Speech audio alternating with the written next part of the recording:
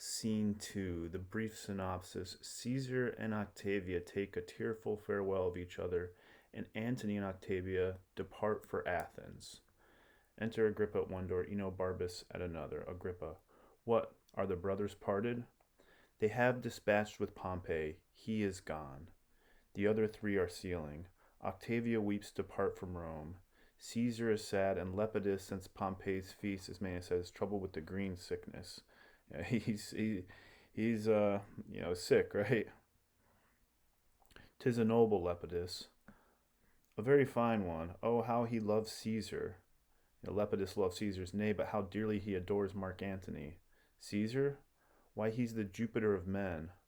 What's Antony, the god of Jupiter? So we got Enobarbus and Agrippa going back and forth. Caesar, Antony here, right?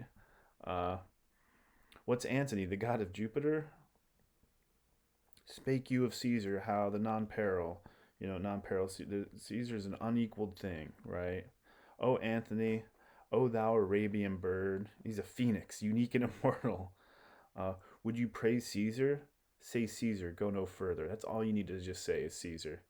Indeed, he plied them both with excellent praises. You're talking about Lepidus, about both of them. But he loves Caesar best. Yet he loves Antony. Who hearts, tongues, figures, scribes, bards, poets cannot think, speak, cast, write, sing numbers, his love to Antony. But as for Caesar, kneel down, kneel down and wonder. Both he loves. They are his shards, his wings, and he their beetle. So this is also Lepidus, he's the weakest of the three triumvirate, and he's just fawning over both of them, right? But they're arguing, who does he love more? This to his horse. Adieu, noble Agrippa. Good fortune, worthy soldier, and farewell. Here comes Caesar, Antony, Lepidus, Octavius. No further, sir. You take from me a great part of myself. He's talking about Octavia, right? It's Antony's new wife. Use me well in it. And Caesar cares for Octavia, and remember, Enobarbus knows that Antony's going to fly back to Cleopatra, and he knows this marriage is doomed, right? And that's another thing that drives the wedge between Caesar and Antony.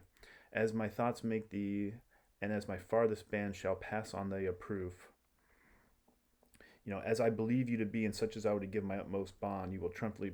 I'm trusting you. Antony. Don't mess this up. Most noble Antony, let not the peace of virtue, which is set betwixt us as cement, let not Octavia. Don't mess up with Octavia. But we all know what's going to happen, right? This drives the wedge between the two.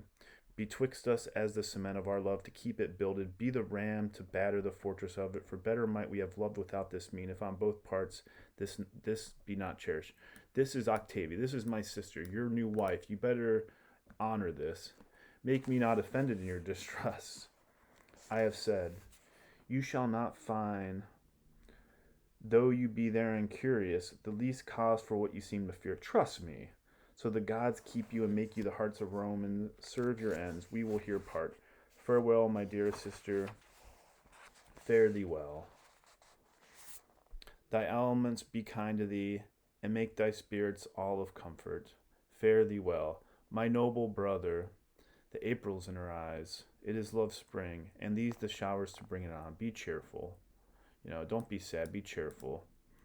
Sir, look well to my husband's house, and... What, Octavia? I'll tell you in your ear. See, her tongue will not obey her heart, nor can her heart inform her tongue. The swan's down feather that stands upon the swell at the full of tide, and neither way inclines.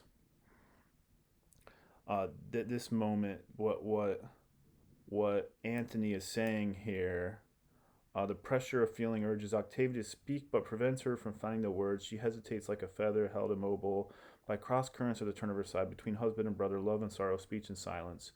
And you can also juxtapose how different Octavia is from Cleopatra, right? Enobarbus, will Caesar weep? We'll see. I love how these Enobarbus and Agrippa, they're commenting. Will Caesar weep? Will he cry when his sister leaves? He has a cloud in his face. It looks like it. He were the worse for that. Were he a horse. right? A horse with a dark face, right? There's our animals again. There's our animals that get into play. So is he being a man. Agrippa sighed to Enobarbus. Why, Enobarbus?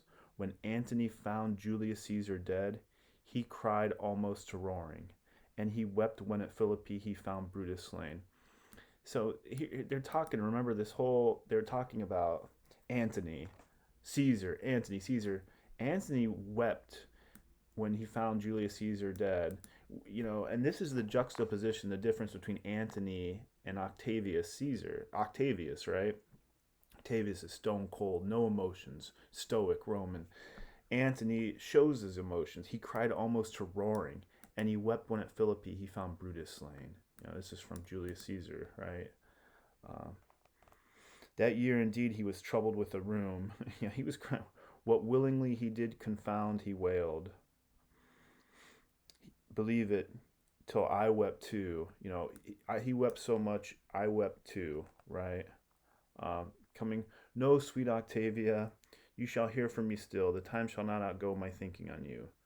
Come, sir, come, I'll wrestle with you in my strength of love. Look here, I have you. This I let you go and give you to the gods. Adieu, be happy, Lepidus.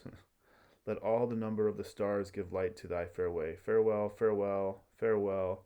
So this ends on a positive note here, right? Well, Caesar's entrusting Antony to care, love, honor my sister Octavia as much as I do. And we know that's not going to be the case. But we also have the dichotomy setting up Antony versus Octavius that's going to show down in their battle that's coming up pretty soon,